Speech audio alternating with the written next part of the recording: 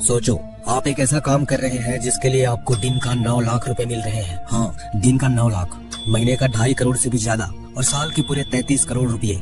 अब सोच रहे होंगे आखिर काम क्या है, तो सुनो। ना कोई बॉस, न डेडलाइन, ना कोई फोन कॉल्स, न मीटिंग। जब चाहे उठो, जब चाहे सो जाओ। बस एक जिम्मेदारी, लाइट हाउस की एक लाइट हर समय जलती रहनी चाहिए। यानी सिर्फ एक लाइट जलाए रखना है और बदले में करोड़ों रुपए आपके। सुनने में तो सपना लगता है ना? पर रुको भाई, यही तो खेल है। क्योंकि ये काम किसी सी बीच पर नहीं, किसी शहर में नहीं, ये है समंदर के बीचों बीच। चारों तरफ सिर्फ पानी ही पानी, जहाँ न इंसान दिखेगा, न इंसानी आवाज सुनाई देगी। आज इस वीडियो में हम आपको बताएंगे कि क्यों सिर्फ एक लाइट जलाए रखने के लिए करोड़ों रुपए बहाया जाता है और कौन करवाता है ये खतरनाक काम और क्यों। क्या ये सच में नौकरी है या एक ऐसा रहस्य जिसके बारे में बहुत कम लोग ही जानते हैं? जवाब मिलेगा दोस्तों, वीडियो के आखिर तक बने रहना। अब सोचो, ये काम सुनने में कितना आसान लगता है। कोई बॉस नहीं, कोई डेडलाइन नहीं, जब चाहो उठो, जब चाहे सो जाओ।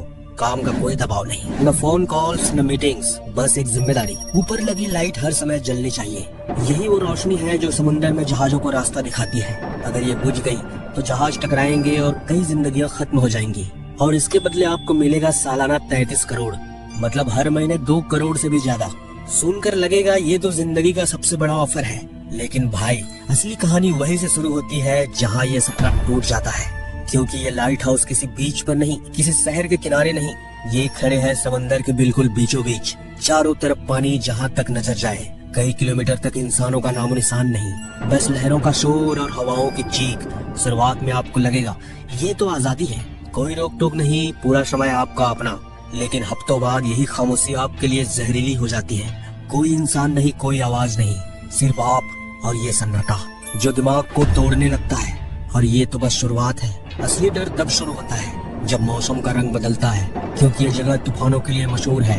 ऐसे तूफान जिनकी लहरें 10-10 मीटर ऊंची उठती हैं, इतनी ऊंची कि लाइट हाउस के ऊपर तक पहुंच जाए। सोचो, बाहर समंदर का पानी पहाड़ बनकर आपकी तरफ दौड़ रहा है। हर लहर की आवाज कानों को फाड़ देती है और आप सिर्फ ये सोचते हो कि क्या अगली लहर मुझे खत्म कर देगी। इतिहास में कई बार ऐसा हुआ है कि लोग इस टावर में हमेशा के लिए कैद हो गए। तूफान आया, मदद पहुंचाने का कोई रास्ता नहीं था। दिन गुजरे, हफ्ते बीते और फिर किसी को उनका नाम तक याद नहीं रहा। अब सोचो, ये नौकरी सुनने में जितनी आसान लगती है, असल में उतनी ही खतरनाक है। तो सवाल ये है, क्या 33 करोड़ रुपए इस डर को हराने के लिए काफी है, या ये नौकरी एक सुनहरी जंजीर है जहाँ से निकलने का एक ही रास्ता है, मौत?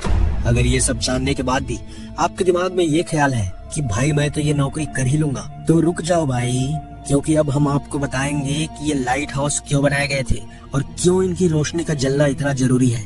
इसके लिए हमें समय में बहुत पीछे जाना पड़ेगा। उस समय में जब इंसानों के पास सड़कें नहीं थी, न जहाजों के लिए कोई सिस्टम। उस दौर में अगर किसी को लंबा सफर तय करना होता तो बस एक ही रास्ता था, समंदर। जहाज महीनों तक पानी में चलते, दिन में सूरज रास्ता दिखाता, रात को नाविक आसमान के सितारों को देखकर दिशा पहचानते। लेकिन जब बादल छा जाते तो रास्ता गायब हो जाता। कई जहाज गलत दिशा में जाते और पत्थरों से टकराकर डूब जाते। ऐसे ही हादसों ने कई लोगों की जान ले ली है। कहानी शुरू होती है एक नाविक से, कैप्टन मॉर्सिस। रात का समय था, चारों तरफ अंधेरा। उसकी लकड़ी की नाव तेज लहरों में आगे बढ़ रही थी।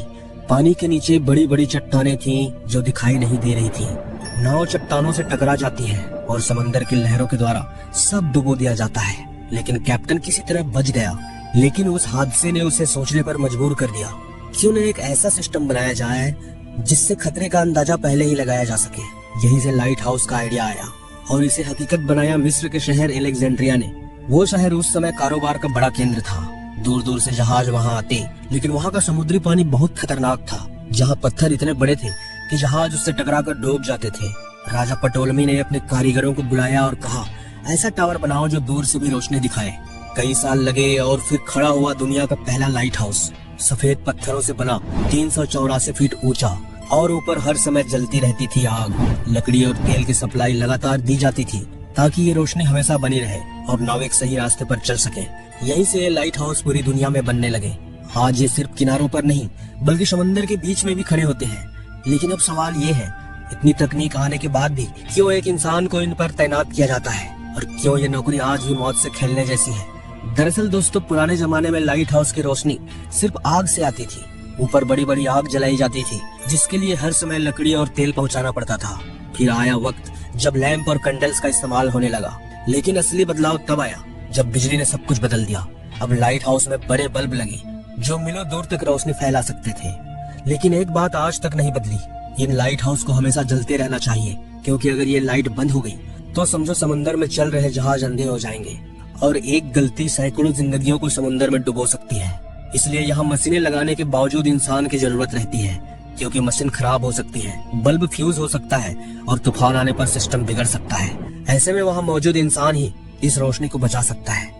लेकिन अब सोचो उस इंसान की हालत क्या होती होगी।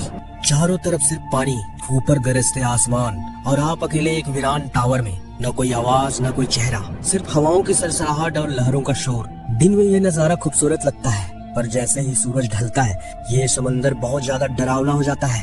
अंधेरे में बस वही रोशनी जलती रहती है जिसे बचाने के लिए आप अपनी जान दांव पर लगाए बैठे हो।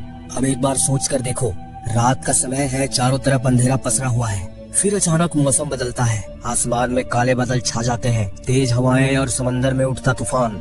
लहरें इतनी ऊंची कि टावर तक पहुंच जाती हैं। हर टक्कर पर लगता है कि ये टावर गिर जाएगा और उस समय आप बस एक बात सोचते हो, क्या ये रात मेरी आखिरी रात है?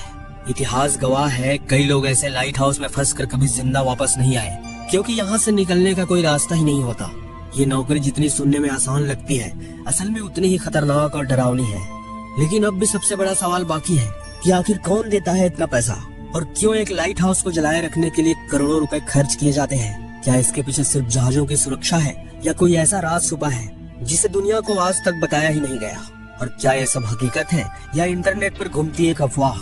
असल में ये लाइट हाउस किसी प्राइवेट कंपनी के नहीं, बल्कि सरकारों और कोस्ट गार्ड जैसी एजेंसियों के कंट्रोल में होते हैं। लेकिन क्यों? क्योंकि इन टावरों की रोशनी सिर्फ एक बल्ब नहीं है, ये समंदर में चल रही सैकड़ों जिंदगियों की सुरक्षा है। अगर एक लाइट बुझ जाए तो अरबों का सामान और अनगिनत जाने समंदर में समा सकती हैं। यही वजह है कि दुनिया का हर देश इन्हें हर हालत में चालू रखता है। अब आते हैं उस सबसे बड़े सवाल पर, क्या इस काम के लिए सच में 33 करोड़ रुपए मिलते हैं? जवाब है नहीं। ये सिर्फ एक वायरल झूठ है जिसे लोगों को चौंकाने के लिए फैलाया गया है। सच्चाई ये है कि लाइट हाउस कीपर की सैलरी आम सरकारी नौकरी जैसी ही होती है। भारत में ये करीब 30 से 50 हजार रुपए महीना है।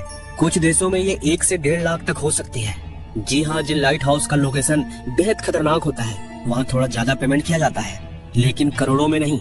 वो तो सिर्फ एक सपना है। फिर भी ये काम आसान नहीं। तन्हाई, खामोशी, तूफानों का डर, ये सब इस नौकरी का हिस्सा है।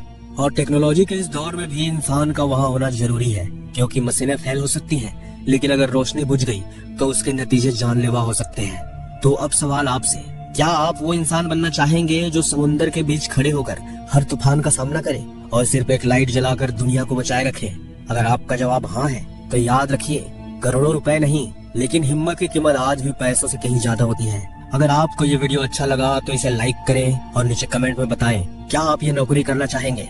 और हाँ, ऐसे ही रोचक और रहस्यमय किस्सों के लिए चैनल को सब्सक्राइब करें और बेल आइकन को दबाना ना भूलें, ताकि हमारी आने वाली हर रहस्यमय वीडियो की नोटिफिकेशन आपके मोबाइल में सबसे पहले पहुंचे। तो मिलते हैं दोस्तों एक और रहस्यमय वीडियो के साथ, तब तक के लिए धन्यवाद।